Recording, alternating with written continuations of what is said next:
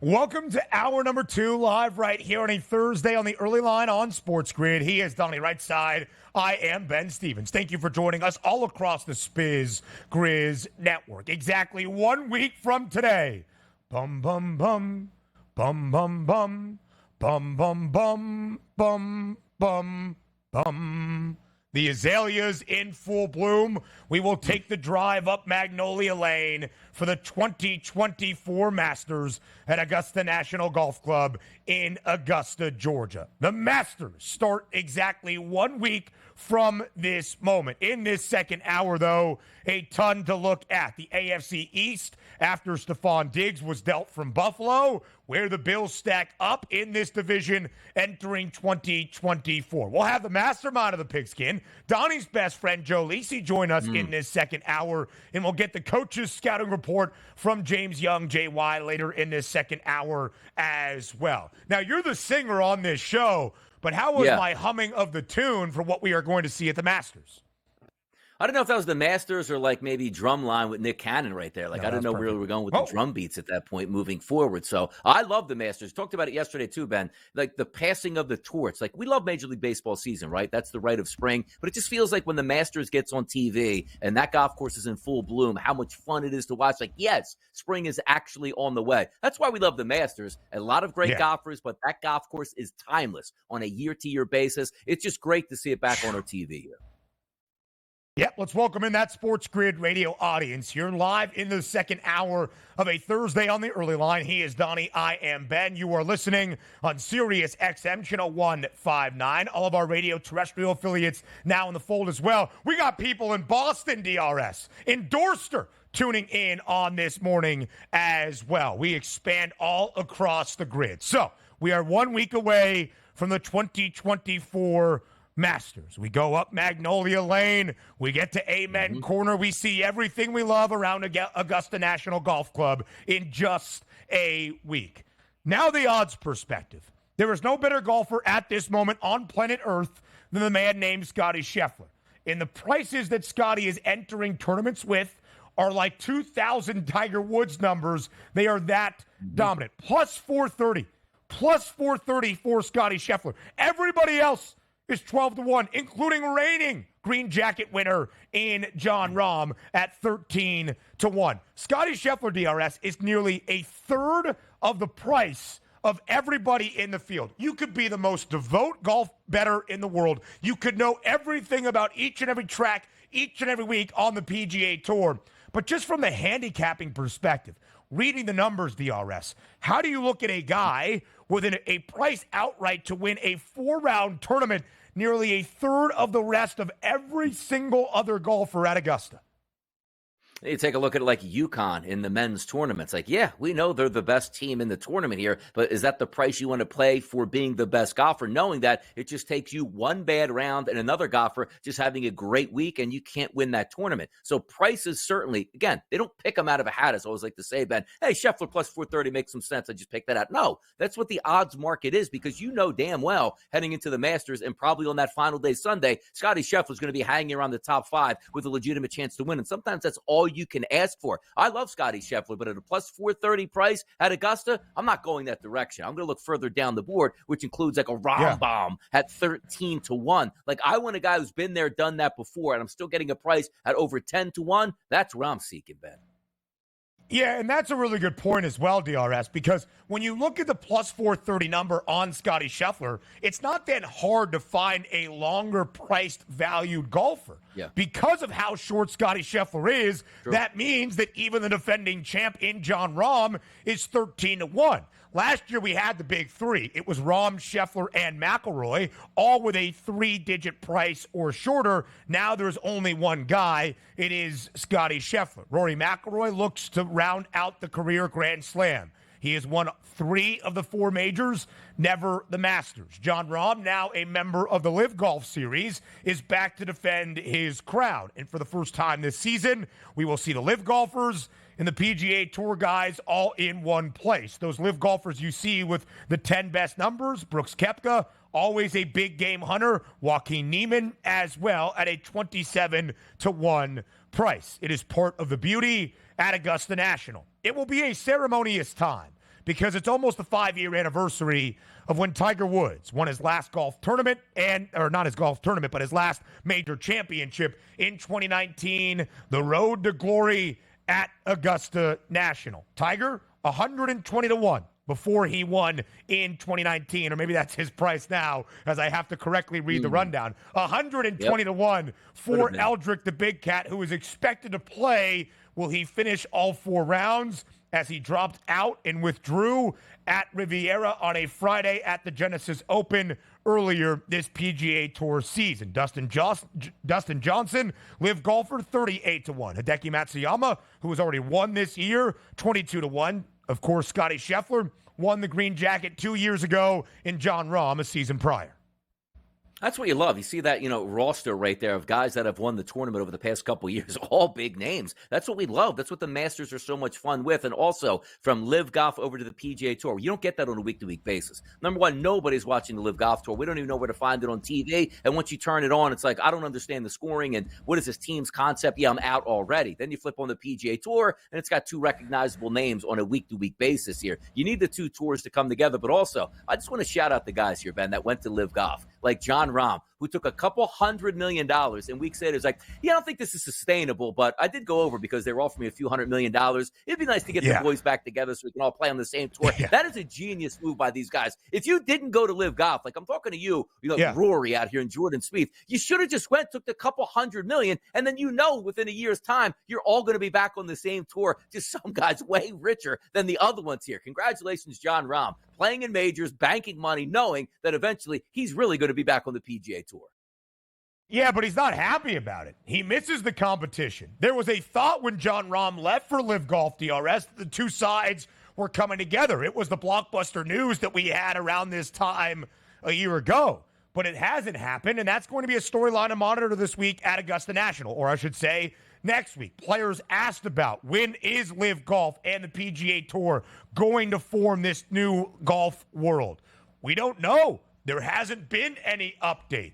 So it is a precarious time still in the world of golf. But you hope, for all the drama that we have seen in the last 2 years in the golf world, that at least this week or next week, this upcoming week at Augusta, we can focus on golf with the best field we have seen all year. To win a major, as of course the Masters is the first major on any golf calendar in 2024, Scotty Scheffler is in minus money. Minus 125 to win a major title at some point this year. With his form as of late, it seems to be coming. Now we look at the AFC East, the outlook of a division that looks different than a year ago. We do that next on the Early Line.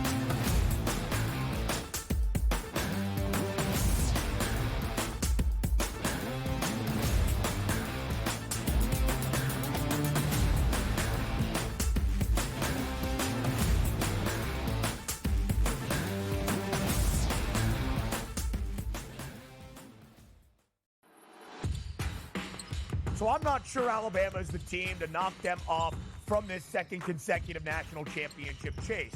But what will be the key for the Crimson Tide if they can even cover a number? That wing ball screen action, how you defend that is going to be a problem because a Donovan Clingan forces you to change so much what you do defensively if he's able to score inside. Only on SportsGrid. Talk all you want about how fat he is. No one can guard him. No one can stop him. He's a violent offender. He does whatever he wants in the low block and at the 10. He just does whatever he wants and scores at will, ad nauseum. They're the Mike Tyson of college basketball. At some point, they're going to throw a haymaker. And when it connects, Pharrell, you're not getting up. Pharrell Coast to Coast. Only on SportsGrid.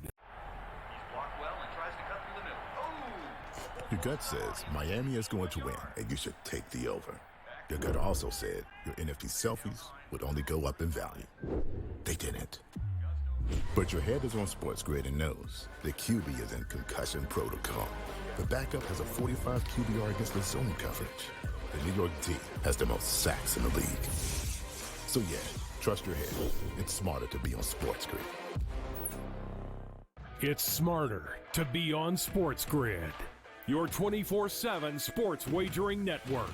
The early line. Magical and historic season in Lincoln, Nebraska continues. He is the best player in the NBA, but also in the biggest moments where the media is watching. Newswire. Something that we have never seen happen before with one of the iconic coaches in the game. Pharrell Coast to Coast. The team covers. It's automatic.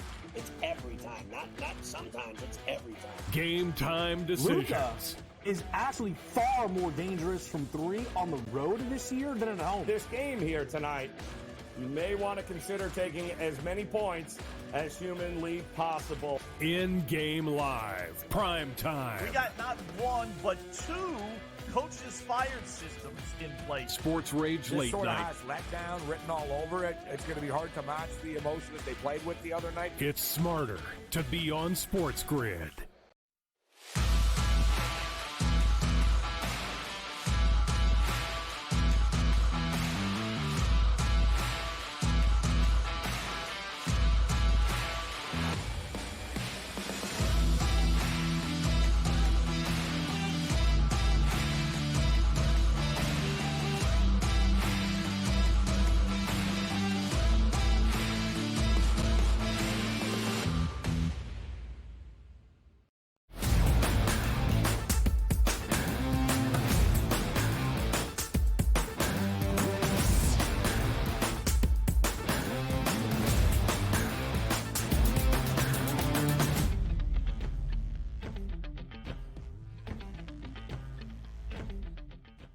Live right here on this Thursday on the early line on SportsGrid. He is Donnie. I am Ben. So there are already odds implications from what we saw yesterday, the blockbuster deal around the National Football League. Stefon Diggs dealt by Buffalo, now with Houston. The overall odds optimism for the Texans that we'll look at in just a couple of minutes with our guy Joe Lisi, but also what it means for the Buffalo Bills. And when you look at the AFC East, even last year, DRS, when the New York Jets added Aaron Rodgers and the Miami Dolphins made their moves to support Tua Tagovailoa, everybody was looking up at Buffalo. And that's still the case at this moment entering the 2024 NFL season. But Buffalo has been dominant in this division. Let's not mince words. The Bills have won the AFC East crown 4 straight years. Think about the dominance this division has seen over the last 25 NFL seasons. First, it was Tom Brady and the Patriots. They were always going to win the division in the AFC East. And now Buffalo has gone on a streak of 4 straight seasons with a divisional crown. The Bills are still the favorites at plus 160, but after the Diggs deal, the Dolphins only 10 cents behind. The Jets less than $1 back at plus 240. I don't know what to make of this, Ben. And the reason why I'm getting confused now is I'm with most of the people in the offseason. I just said, but when the season ended, Buffalo's still the best team here. Let's see if they can add on. Now, we saw them have some issues here going through some salary structures where it's like, you know what? We're way over the cap. We got to get below. We're going to release veteran players. But you still had the basis of a great football team, which means you have the best quarterback still in that division, and that's Josh Allen. But I got to tell you right now, Miami hemorrhaged throughout the offseason here trying to get under the salary cap. They're not a better football team. Neither are the Buffalo Bills. The one team that I was already counting out for the next season was the New York Jets. I didn't care who they're adding on defense. You know, the offensive line, we'll see if he can gel, adding a couple new faces there. But Aaron Rodgers, another year older. We know all the drama around him and also getting some wide receivers in town. The talent is there for the Jets, but I wrote him off because I can't trust him. Now, all of a sudden, I find myself today, Ben, looking at the New York Jets going like, you know what?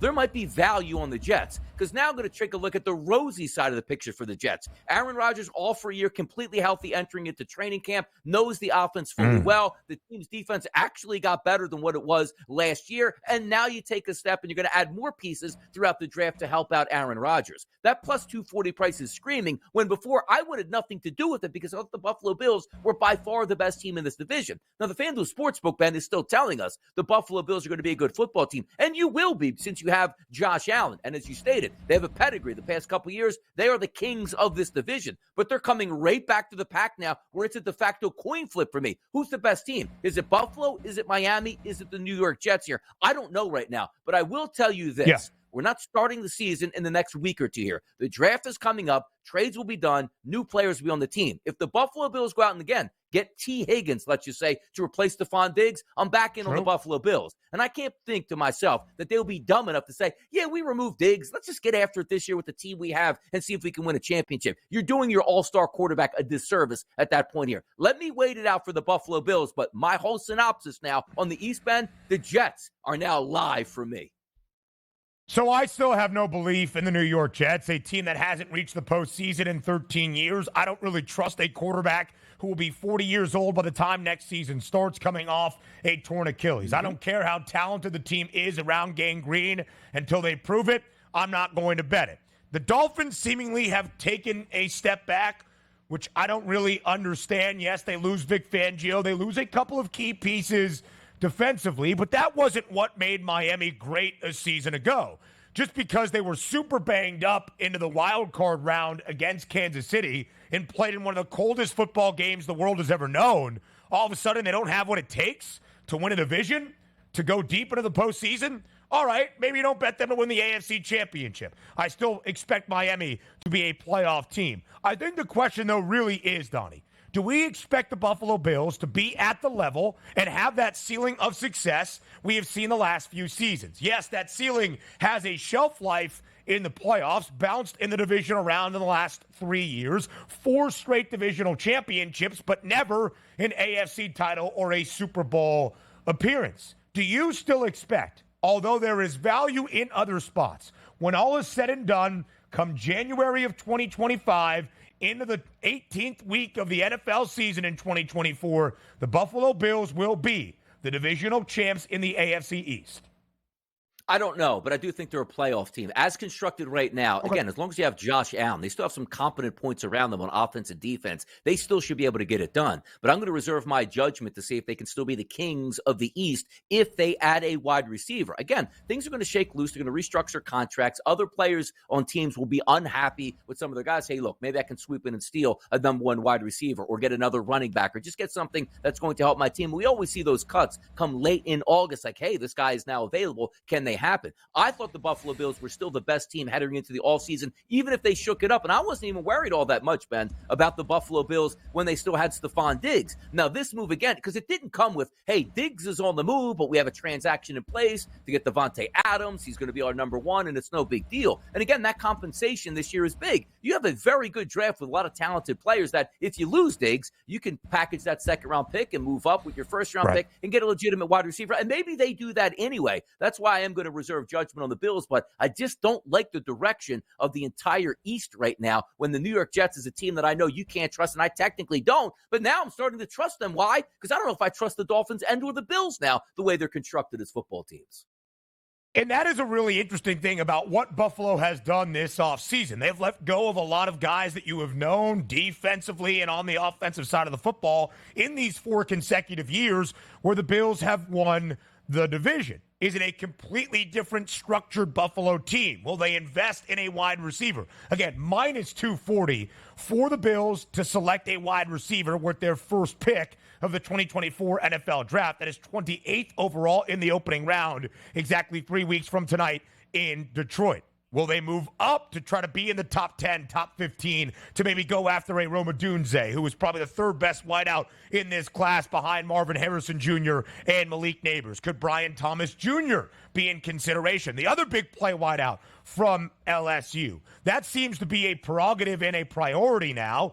It's a different thought, right? You talk about wide receivers that are aging. What is value? If you can get wideouts in the first round on a rookie deal, you can invest in other areas, which may be what Brandon Beane is trying to do. We didn't really talk about the dead cap hit, by the way, that Buffalo still has to take for Stefon Diggs. They really wanted him out of Western New York. I'm not a believer in the New York Jets, but look at the win totals here, DRS. 10.5 for the Buffalo Bills, 9.5 for Miami, 9.5 for New York, 5.5 for New England. The Patriots at the bottom of this division, we expect that to be the case at least in 2024. But you could have, much like we thought last year, 3 teams in contention for 3 playoff spots. One divisional champ who earns, of course, that home playoff game in the NFL postseason. And 2 of these teams, DRS, in the AFC East that we expect to be in contention for wild card spots as well. Yeah, and also, we take a look, and we live in the moment a lot of the times, and rightfully so. We're in the content business. You're going to react immediately to what happens when Stefon Diggs goes to Houston. We love the move for Houston here on the outset, but what does that mean for the Buffalo Bills? They don't just fall off the map here as a bad football team. I understand they had to cut some weight loose last offseason here that, quite frankly, didn't help them all that much last year anyway. But now as you look forward, you know there's another move for them. So if I told you right now, hey, in 2 weeks, T. Higgins is going to be a wide receiver on the Buffalo Bills, you're feeling really good about the Buffalo Bills again. There's no doubt in my mind, the way you look at it right now, Shakir, Samuel, and Hollins, that's not going to be the starting wide receiver trio next year for the Buffalo Bills. It might be a buy-on price right now for the Bills if you expect their GM to make a move, as I do. Yeah, it's a really good point as well. Plus 160, the number for Buffalo. Last year, with all the odds optimism for the New York Jets and the Miami Dolphins, that preseason price around a plus 120, plus 130 number. Look at the two divisions that we expect the most out of in the AFC. Everybody in the AFC North, all four teams thought to be a playoff contender of some sort in the National Football League this year. At least three of the four in the AFC East. The mastermind of the pigskin, Joe Lisi, joins us up next live right here on the Early Line.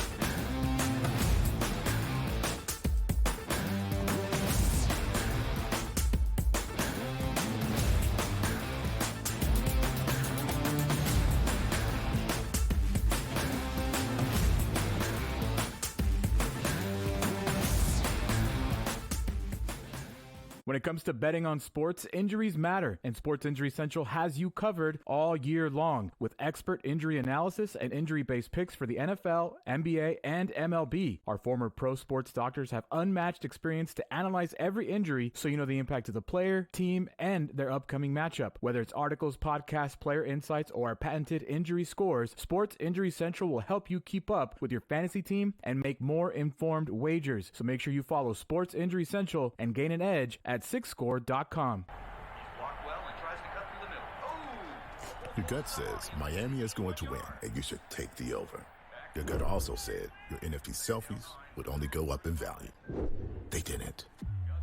But your head is on SportsGrid and knows the QB is in concussion protocol. The backup has a 45 QBR against the zone coverage. The New York D has the most sacks in the league. So yeah, trust your head. It's smarter to be on SportsGrid.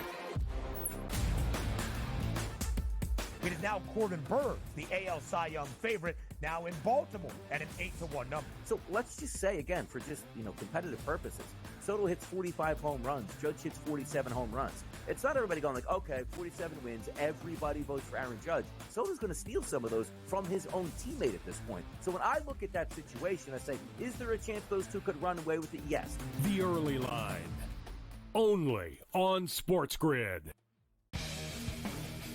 89-87, 0.6 seconds remaining. Big drama here in this game.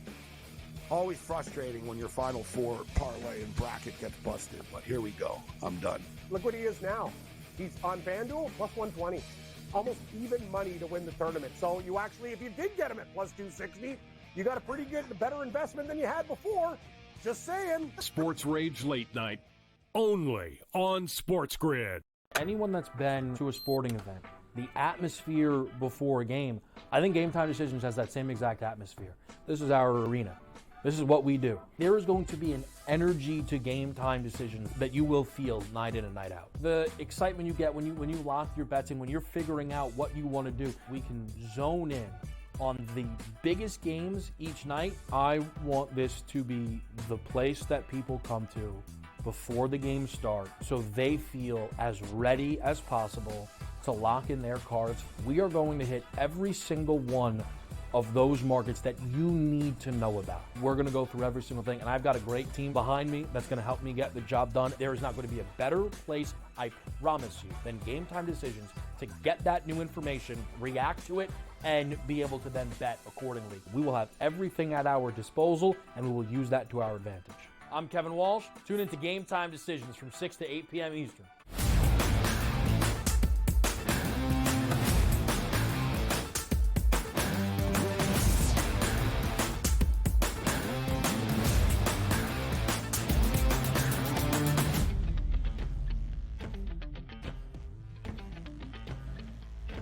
The mastermind steps up and in live right here on this Thursday on the early line on SportsGrid. I am Ben. Donnie's on the right side, and the mastermind of the pigskin is now in the middle. It is Joe Lisi joining us here on this Thursday on TEL. Lisi, when there's football news, we got to hear from you, and we do that live right here on this Thursday. Thank you for being here with us on the early line. Oh, my pleasure, guys. Getting me up early to talk a little Stefon Diggs and the Buffalo Bills. Breaking news that makes, I believe, C.J. Stroud and the Houston Texans a legitimate playoff contender, but not just a playoff contender. Now they have the type of weapons to potentially challenge for an AFC championship, guys. So, Lisi, let's go through the deal, and we'll start with the compensation that Buffalo got in return. Just a 2025 second-round pick for Stefon Diggs. And they send Diggs to Houston as well as 2 more day 3 draft picks. One this year in the 6th round, one next year in the 5th round. What did you make of the deal, and what do you think it says about the end of Stefon Diggs' tenure in Buffalo?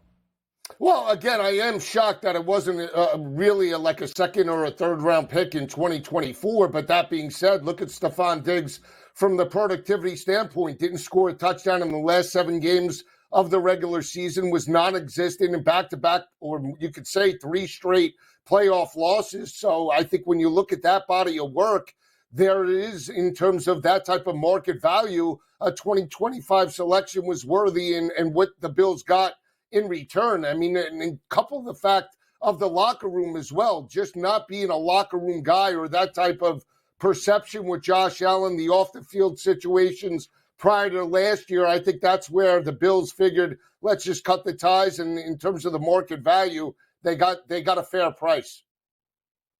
It's pretty wild when you take a look at it, because this is very abnormal for an organization that's perching itself saying, like, we own the AFC East right now. We're trying to get to the Super Bowl, but we actually think we're going to be a better team here, Joe, if we cut loose our top wide receiver. And he's been nothing short of spectacular in Buffalo, but it was interesting where he starts off the season on fire and sort of faded down the stretch, and big plays were there to be made that he couldn't make, that you expect your number 1 wide receiver to make. Moving forward with the Buffalo Bills, this can't be the end of the trail for the Bills at wide receiver. We interviewed Mac Hollins out there at the Super Bowl, and he found himself a spot in Buffalo. Samuel's now there with Shakir. They need that number 1 wide receiver. The Bills moving forward, are they going to get that this all season? Yeah, I think they can. And I heard you mention potentially T. Higgins as being an option. That's a pretty good, fit for the Buffalo Bills. But this draft class is loaded in terms of number 1 wide receiver talent, whether it be Malik Neighbors, whether it be Brian Thomas, Rome Odunze. You could even say Xavier Worthy or A.D. Mitchell could fit into that lineup and be a plug-and-play type of player. So, again, I don't think they're done. And I don't think the expectations, guys, are tempered now because Stefon Diggs moves on to the Houston Texans. If you made this move and you're the organization, you have to have a secondary plan in place to keep that momentum rolling. You can't say we're going to just retool and then take a step back to go 5 steps forward. I just don't believe that. Nearly 1,200 yards, at least 8 receiving touchdowns for Stefon Diggs in all 4 years in Buffalo. He was a Pro Bowler in all 4 years in Western New York. In those 4 years, Buffalo also won the AFC East divisional crown each and every season. So Stefon Diggs, Lisi, as we get ready for 2024, is 30 years old right now, will be 31 by the time we reach November, deeper into the 2024 NFL campaign. We've talked about the Buffalo end of things. Now let's focus on the Texans. What does the addition of Stefon Diggs do to your outlook for Houston this upcoming season? Well, again, you saw the market move, right? They went from 25-1 to win the Super Bowl down to 15-1. And I think the price movement is there because of Stefon Diggs' upside. You know he's going to have a much better season now with a new landscape. And C.J. Stroud is great at distributing the football, right? You have Nico Collins that could take the pressure off of Diggs. You do have Dalton Schultz, Joe Mixon coming out of the backfield, a healthy Tank Dell. This offense is going to be lethal. And when C.J. Stroud could throw for 350 each and every game, I mean, that's a great weapon to have. A veteran in that lineup, I think he's going to be rejuvenated, and I think this team is going to be one of the top in the AFC this year. I'm looking forward to the Houston Texans. Last year was almost like a look-see for me. Let me see how good C.J. Stroud could be on week-to-week basis. He was absolutely phenomenal. Now, it's hard to have that trajectory, Joe, and say he's even going to get better than he was from his rookie year, because if he does, then he's probably on a Patrick Mahomes level. But the addition of Stefon Diggs opens everything else up for that offense, and I love moves like Mixon. Usually we don't talk about running backs all that much, but a veteran presence with a young quarterback to help pick up the blitzes. He'll be fine on the ground, out of the backfield, a very good pass-catching running back here. But also the division itself that they played in the South. Last year looked like Houston was the best overall team. They got much better. Now, some other teams did improve, but the Jacksonville Jaguars, Joe, we were thinking we're actually going to be the team of the South for the next couple years. And Houston absolutely surpassed them. The high expectations here on Houston. Talk to me about them next year. Yeah, just think about it, Donnie. You brought up all those points, right? Every level of the defense is stressed, right? You have the short to intermediate passing game with Joe Mixon coming out of the backfield. You have Dalton Schultz that's still there. You have every level in terms of the passing tree for C.J. Stroud to attack on each and every possession, and that's what you want. And let's not forget they have a possession wide receiver that they can implement in Xavier Hutchinson as well. So I think that, again, from an offensive perspective, they are loaded, one of the most complete in the AFC. Now, when you look at Jacksonville, the problem is their quarterback, Trevor Lawrence. They start 8-3, became a human turnover machine at the end of the regular season. If we're talking Houston and we're talking Jacksonville, have to give the inside edge to C.J. Stroud because of how he performed last year. And again, no turnovers. That's the biggest key in terms of why I give Houston the edge over Jacksonville right now, guys. It is really crazy to see how much the odds can change with one, albeit huge deal. There was only a 10-cent gap. The Texans, the favorites at plus 190. The Jags at plus 200. Then from where we are now, plus 110 for Houston, plus 280 for Jacksonville. And not just how much can change after one big trade in the National Football League, but the Jags, before dropping 5 of their final 6 games to gift-wrap the divisional crown to the Houston Texans, were that team. And now we look up at the Texans in the AFC South. So there's that component and the optimism for Houston. There's also the idea of the AFC East. Again, with Stefon Diggs, Josh Allen and Buffalo won the divisional crown in the AFC East 4 straight seasons. Lisi, do you think that top spot in the division now in the AFC East is up for grabs? No, I don't, and I'm a Dolphin fan, and the reason why I say that is when you have dominance by Josh Allen and a quarterback that could just take over each and every game, not just with his arm, but with his legs, that's why I still give the edge to the Buffalo Bills. And when the season was on the line, right, Buffalo did beat Miami, and Miami limped to the finish line. So again, I equate this type of situation of Buffalo in terms of what Green Bay had with Aaron Rodgers for all of those seasons, right? It was limited talent, but you still pick Green Bay to potentially be that Super Bowl contender because of their quarterback. When you have a quarterback that's an MVP caliber like Josh Allen, you have to say they are the front runners at each and every season, especially one they won 4 straight. No matter who's around them, Josh Allen can elevate that team to a division title, guys. Take a look at the AFC odds now and take a look at a broader picture frame. Of course, the Kansas City Chiefs at a plus 370 price. You're going to sit up top there. The Baltimore Ravens plus 470, rightfully so. And right behind them, 3 teams at 7-1. The Houston Texans, the Cincinnati Bengals, and the Buffalo Bills. It just goes to show you with these moves that we're making and Houston, all of the prognostications now expect them to be a very good club. Are they worthy of that 7-1 price now in the AFC? Because I understand the talent is there, but we're asking a lot from this franchise in a short period of time to say, you know what, Joe? We can actually go to the Super Bowl. Yeah, I think they're worthy of it, Donnie, but I don't think I'd price them at 7-1 with Joe Burrow and Josh Allen. Again, you know, the sophomore jinx can always hit. We saw the Trevor Lawrence struggle, obviously, in year number 3 after they get a playoff win. So that's always there. I might put them in the area of about 10-1 overall, or even 11-1 to win the AFC. But I still feel on paper they're the 5th best team in the conference. Yeah, it will be really interesting because that 7-1 price is not, oh, Houston, you're an optimistic team. We hope you can follow up on last year. It's, hey, you're expected now to be a double-digit win team, to cruise to a divisional crown in the AFC South. and maybe be there lockstep with the Chiefs, the Ravens, the Bengals, and the Bills in terms of that AFC Championship contention. Lisi, we will be together on Football Full Circle starting at noon Eastern Time, live right here on the grid. We will have a lot to discuss and detail and some potential change. Don't be surprised. Lisi's all over the grid. Come on. He's Lisi, crazy. you know what we're going to talk about today? Yeah, hey, go. God, I was just going to say, and Matt Collins with the great jerky from Vegas. Remember that, Donnie? Barefoot. Doesn't wear shoes unless he's playing football. Look, we like to announce new shows on the network. Carver and Lisi starts up Monday night. That is going to be a great show here on the network. I can't wait to catch the inaugural episode there. So big things around the grid, baby. So it's we hot. got to That's talk a about hot this too, show. Lisi. A big announcement that you've probably seen on social media. SportsGrid is very pleased to announce Smiley Kaufman, the PGA Tour winner who does great coverage in the world of golf, is working on the Smiley Show here on the Spiz Grizz. But I just saw it starts at noon Eastern Time on SportsGrid Radio.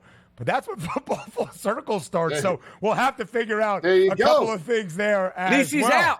Well, love you, brother. Love you. No, he's always Nice in. boy, man. Loved you. There Loved you you go. at the network. Love it, boys. Anytime. Listen, we'll see you on Bracket Central later this weekend as well. Can't wait. Speaking of the hoops, the coach, James Young, is next. At least he wants to hear his picks.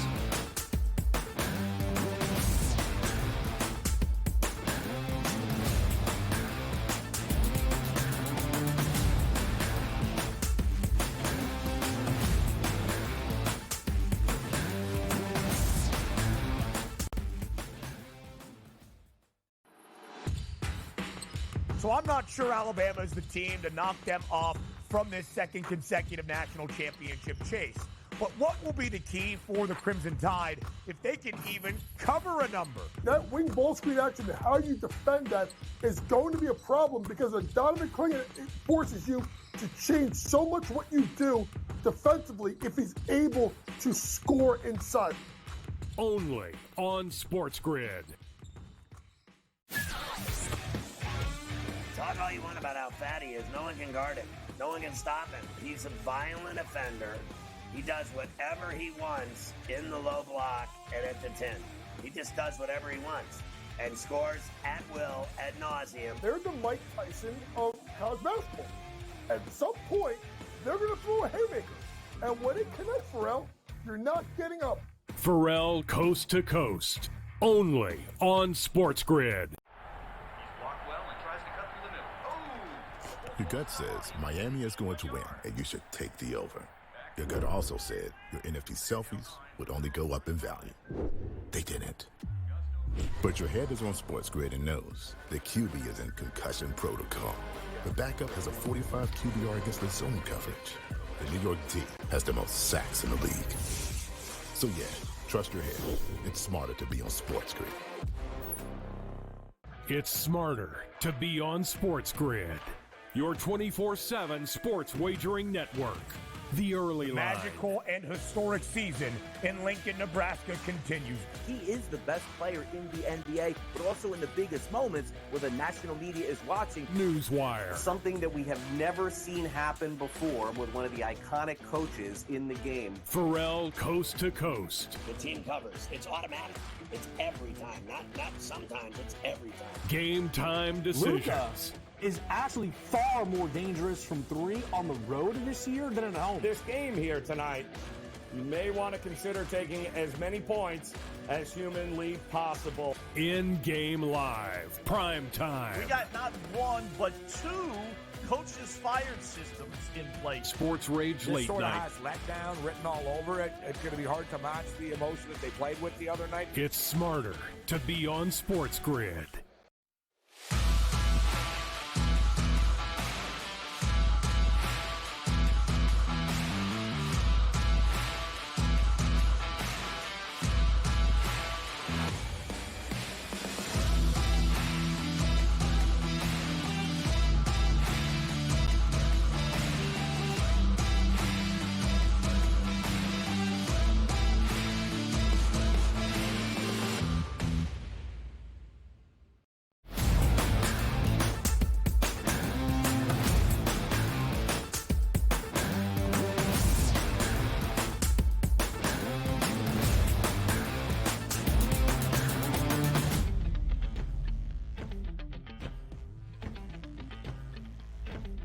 Live right here on this Thursday on the early line on SportsGrid. From the NFL to the NBA we go. It is very much the home stretch. I sound like a broken record at times around the association, but 5, 6, 7 games left for every club around the NBA. We need our coach. We need JY, James Young, live right here on this Thursday all across the Spiz Grizz. JY, thank you for being here on this Thursday. A focus on the NBA, the women's Final Four in the NCAA tournament tomorrow night, the men's Final Four on a Saturday evening in Phoenix, and in just a few days, the national championship on a Monday. There you go. Scratch the back of the head. Let's get into it.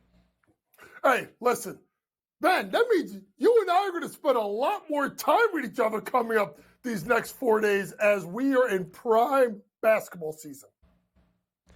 We are certainly in prime basketball season, and the Boston Celtics have been in their prime all year long in the NBA. Make that 60 wins now for the C's, 60-16, and with the 35-point win yesterday at home in Beantown over OKC, Boston has officially clinched the best regular season record in the NBA. 33-3 at home, where they will be, JY, for the entirety of the postseason as well, throughout the Eastern Conference playoffs and a potential NBA Finals as well. How significant, then, was that 35-point win over the Thunder last night?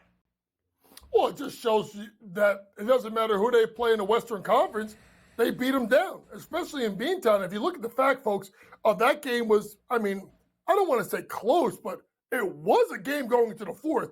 And outscored a team 42-17 in the fourth quarter is an ultimate, we're done, we're going to flex our muscle. And to me, guys, it comes down to this. I'm going to call them the big five, because I'll count Derek White and Drew Holiday in there. If those five are playing and they are healthy, I can't find a team in the NBA that can beat them in a 7-game series, because they can hit you with so many different ways. And I think the key is the fact is I was underestimating what Porzingis was going to bring to this team. And he's been fantastic, 27-12. But the big thing is he brings them guys the rim protection that they were getting when Rob Williams was not injured. But now, offensively, he can step out. He went 3 for 3 from 3. Now you got driving lanes for all these guys. When they're playing at their peak, guys, I'm sorry, there isn't a team in the NBA right now that can touch them. Only 3 losses on the season. You're going to have to beat them multiple times in a playoff series, probably on their home court, in order to advance to get by the Celtics. We'll see if a team can do that. The one team that we were expecting big things from once the season started was OKC. Quite frankly, they've been very good, Coach. 52-24 in the season. Now, just like in the NBA, we can get angry at the back-to-backs that they make these teams go on, but you do get a little bit of bad luck here. OKC with some injuries. Joel Embiid comes back the night they play in Philadelphia and lose that basketball game. Then they go up and have to play Boston on the back-to-back and get hammered again without SGA. There's still only one game back of the Minnesota Timberwolves and the Denver Nuggets for that number 1 overall seed. Limited games left, as Ben pointed out, Coach. Is there a chance they can get back, or are the Thunder saying, look, we're not going to be in the play-in round here. Let's make sure we get healthy down the stretch here, and we'll relinquish that number 1 seed hope? Well, if you look at it right now, going into today, they have a 4-game lead in the loss column over the Clippers. I think they want to make sure they comfortably get one of those top 3 seeds. And the reason why you don't think they go for it is, Denver, I think, has the 6th or 7th easiest schedule the rest of the way. So I think they're going to be the ones that may end up with that 1 seed. Minnesota has the 12th hardest schedule left. So to me, if I am Mark Daigneault, I am saying I want to get my team healthy. I want to make sure we're firing all cylinders. I want to make sure I secure myself in that top 3 seed. If things fall my way and I can get to 2, maybe I play it out the last 2 or so games. But right now, let's make sure we're the 3 seed, get everyone healthy. Look at that 3-6 matchup. Right now, OKC and Phoenix. But you never know, guys, with all those teams, with Dallas, Phoenix, New Orleans, Sacramento, even the Lakers, they don't even know who they're going to play probably until that last regular season day. OKC 14-1 right now to win the NBA championship. That's the 5th best number. but it's pretty far off from the 4 best prices. JY, to start this year, the teams might have been different, but we had a clear tier of 4 in terms of the odds. The 2 teams out of the East, the Celtics and the Bucks, were co-favorites at plus 380. Before the year, it was the 2 out west, Denver and Phoenix. Well, Phoenix has moved back a little bit, 23-1. The Clippers have occupied that spot that the Suns used to have, but there is clearly still a top tier of 4. In your mind, is there a clear tier of 4 true contenders to win an NBA Finals, or is there value elsewhere around the association? Guys, maybe I'm nuts. I still think that Phoenix at 23-1 is a value play. Depending on where they get slotted, Ben, it goes back to what we just talked about in regard to the standings. Right now, they're sitting in 6th. Now, listen, they've had the most difficult schedule in the NBA basically the whole second half of the year. And their schedule is loaded down the stretch with Minnesota twice, Clippers twice, Pelicans once, Kings once. So they don't have a game in hand that I can say, oh, well, that's going to be an easy win. But when you look at that team, they're only 1 game out of that 5 slot. If they can find a way to be ready on the other side of Denver, I think you can advocate that this team could get to the Western Conference Finals. And the way that especially Devin Booker has looked as of late, you would think that they have a chance. The problem with them is obviously, Ben, is going to be health. Boston is clear-cut the favorite. We get it. And I think when you look at the East, I can't look at anybody. I mean, maybe you could say Philadelphia now that JoJo's back, but I got to see him continue to play. Knicks won't touch him. Out west, maybe you can look at the Clippers, but that's not really a value play. I think maybe Dallas at 25-1 is interesting because I know they have lost, a couple of games on their last game, but they are 8-2 straight up the last 10 games, and Luke is playing as good as anybody right now in the NBA. Take a look at that Western Conference, which included a game last night where the Phoenix Suns easily took down the Cleveland Cavaliers. There are some question marks on both sides of the table here, one for Cleveland, but more importantly, from what we're going to get out of Phoenix. We waited all season long to get the big 3 healthy, and it seems like they are now. And quite frankly, the big 2 on that team putting in work the past couple of games with Kevin Durant and also Devin Booker. Watching the Phoenix Suns move forward, a couple games left in the regular season, do we have enough, Coach, to trust them entering into the Western Conference playoffs? And also, on the Eastern side, the Cleveland Cavaliers, one of those teams I haven't paid all that much attention to, just hanging around that 3 seed. Do we trust that Cleveland is a true 3 seed here in the Eastern Conference? Well, let's first start off with Phoenix. And yes, if the big 3 can play, yes, then they're always going to be a threat because they have 3 bona fide closers now. Bradley Beal's been up and down. I don't sleep on the play of Yusuf Nurkic, particularly, folks, when you look at him, look at his assist props, because this guy is really a dynamic passer, can pass the ball out of the high post. So always look at the props for someone like Yusuf Nurkic, either rebounds or rebounds plus assists, any way you can slice or dice it. But yes, they can be contenders as long as KD and D-Book and Bradley Beal can be healthy because they have 3 proven scores that can get it done. As regards to Cleveland, guys, I've been fading this team for 3 years. I don't care what they do in the regular season. I just can't get behind it. Number one, Donovan Mitchell doesn't want to be there. Anytime they talk about extension, this guy deflects the topic. He wants out. And then to me, I don't care that they got 20-plus out of Evan Mobley and Jared Allen. I have a problem with a double big system in the NBA. It does not work. You need a stretch 4 to enable to get that done. So to me, when you look at Cleveland, they're top heavy. They don't have a true stretch 4, and they have no bench. Out of their 101 points last night, 13 came from the bench. Only 2 guys played more than 10 minutes. That's Tibbs ball. And we know Tibbs ball doesn't work in the playoffs really long. Same thing's going to happen, guys, to Cleveland. The Celtics minus 140 to win the East. They will be that number 1 seed and have home floor advantage. Despite the Bucks dropping 2 straight games against the Wizards and the Grizzlies and losing 4 of their last 5, still the second best price at plus 320. Nearly a $9 drop-off to the teams that are tied for the third best number to win the Eastern Conference crown. Cleveland, New York, Philadelphia, all at 12-1. But should we be keeping an eye on the Orlando Magic? Only a half game behind Cleveland for that 3 seed in the Eastern Conference. And if the season ended today, still about 5-6 games left, the Magic would host the opening round playoff series against the New York Knicks. After a statement win last night on the road in the Big Easy. 117-108 over the New Orleans Pelicans. Paolo Banchero scores 32 points. The Magic win outright as a 4.5-point underdog. JY, what did you learn last night out of the game in New Orleans? Now, first things first, this team is so underrated, and even me, guys, even I continue to disrespect Orlando a little bit. What Jamal Mosley's done there, particularly defensively, has been absolutely fantastic. They lock you down. They play solid defense. And listen, I mean, if you would have went to the matchup and said, who was going to get the better of who, Banchero or Zion, you say Zion.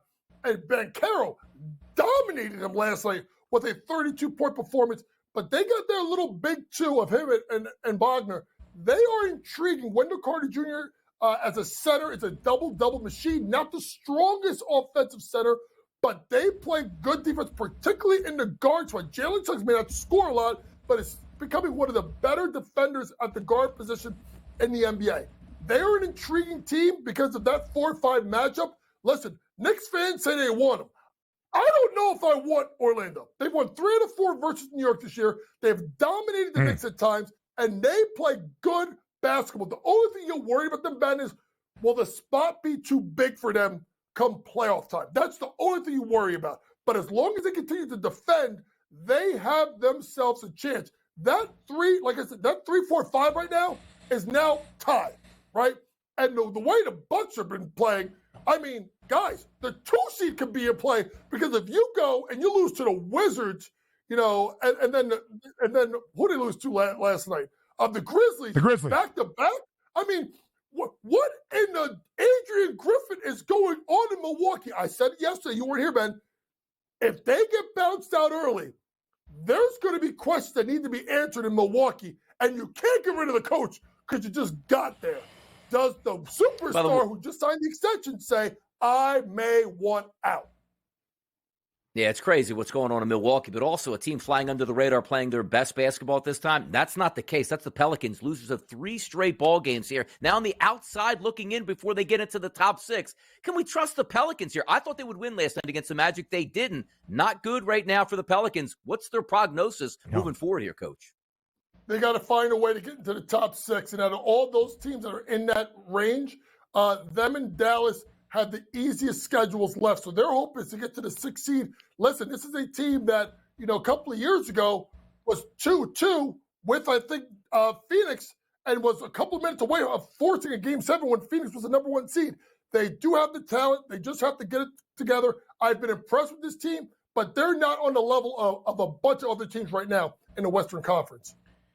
It is interesting to see that 45-31 mark, 76 games played for both Orlando and New Orleans. The Pels trying to stay alive and get out of the play-in tournament. Now they fall in to that 7th spot on this 3-game losing skid. Orlando battling for home floor advantage in the opening round of this postseason. The West has a little bit more depth than the Eastern Conference at this moment. JY, we appreciate your time as always. You're going to hit the fadeaway for the break. And, of course, we'll see you all weekend long. Bracket Central NCAA tournament. I'm sure we'll talk tomorrow as well. But we want to hear from the people about Stefon Diggs going to Houston. Up next.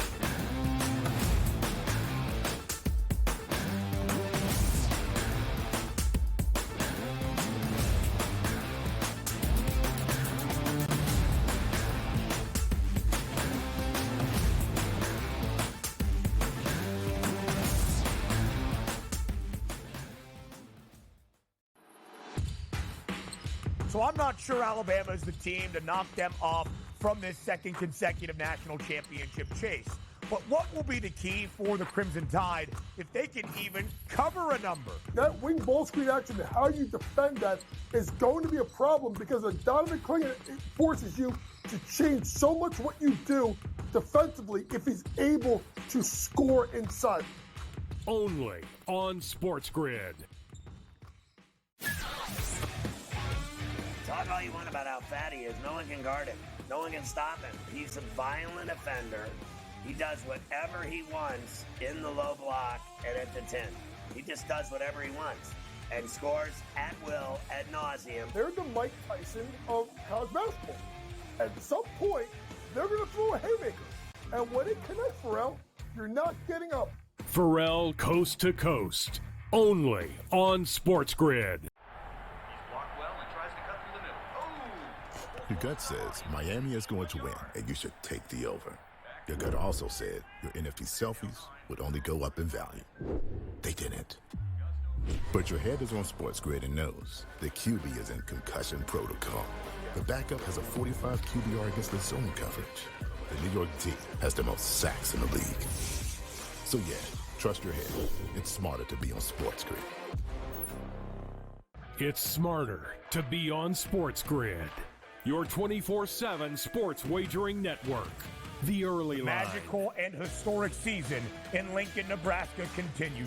He is the best player in the NBA, but also in the biggest moments where the national media is watching. Newswire. Something that we have never seen happen before with one of the iconic coaches in the game. Pharrell Coast to Coast. The team covers. It's automatic.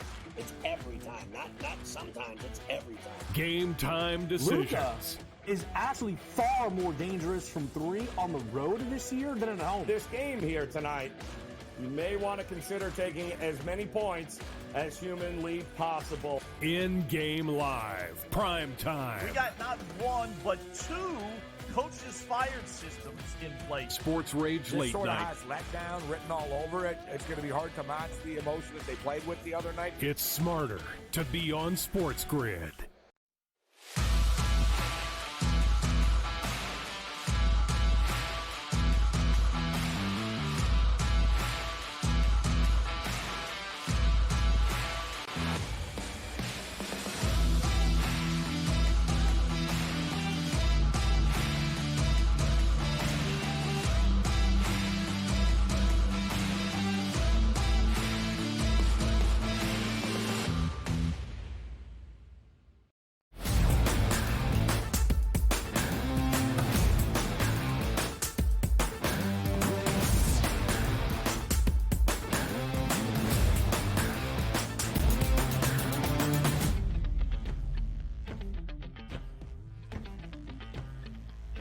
Live right here on the early line, rounding out this second hour on a Thursday, all across the SportsGrid network. He is Donnie right side. I am Ben Stevens. Blockbuster deal in the National Football League yesterday. Stefon Diggs dealt to Houston. In return, the Texans send back a second-round pick for the 2025 NFL Draft. But as we think about this deal, DRS, we wanted to hear from the people. After trading for Stefon Diggs, are the Texans not just the favorites to win the AFC South, maybe an up-and-coming team in the AFC, but a Super Bowl contender? That was the question in Fade the Public.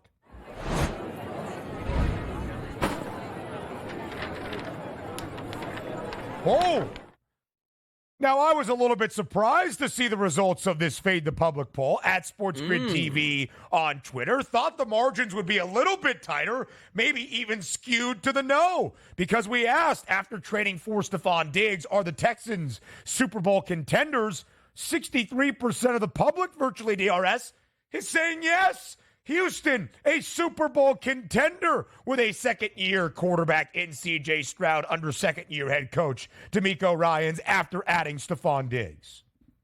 Now, contenders don't mean favorites to win the Super Bowl here. So I think I agree with that. The Texans are Super Bowl contenders. And if you take a look at the FanDuel Sportsbook, I believe, 15-1 price here to win the Super Bowl for Houston. That says you're a contender. Now, every year we're going to have teams, let's just say between 8 to 10 that are contenders, and the Texans are a part of that. Let's see what they do for the remaining parts here of free agency as well as the draft and heading into OTAs to see if they can fortify that football team here. Because right now, the trajectory is up on Houston, and I'm buying on them because they'll be a lot of fun to play. That offense should be able to do wonders in the AFC, and let's just see if they can hunt enough quarterbacks on defense to sort of get over the top. But I do believe there's at least one playoff win on the horizon for the Texans, and that means you are a Super Bowl contender.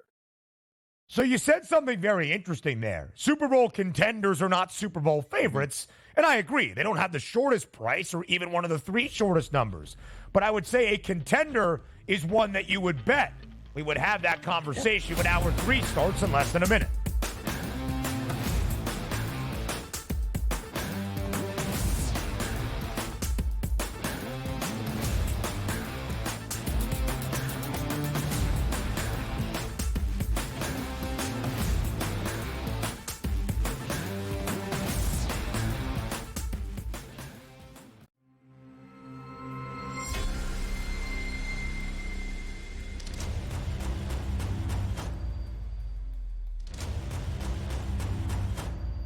smarter to be on SportsGrid.